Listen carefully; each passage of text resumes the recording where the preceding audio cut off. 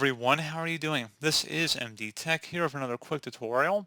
In today's tutorial, I'm going to show you guys how to resolve if the screensaver settings are grayed out on your Windows 10 or Windows 11 computer. So this should hopefully be a pretty straightforward process here, guys, and without further ado, let's go ahead and jump straight into it. So we're going to start off by opening up the search menu, type in Group Policy, best match, go back with Edit Group Policy, go ahead and open that up. You want to expand underneath User Configuration, so on the lower section here. You want to double click on the Administrative Templates folder. Do the same thing now for the Control Panel folder. And then finally, there should be a Personalization folder. On the right side, you want to locate something that says Enable Screensaver. Go ahead and double click on that. And you want to set this to Not Configured. So again, set it to Not Configured.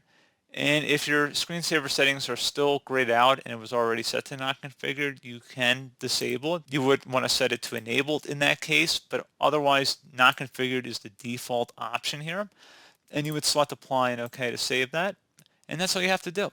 So pretty straightforward process, guys. I do hope I was able to help you out, and I do look forward to catching you all in the next tutorial. Goodbye.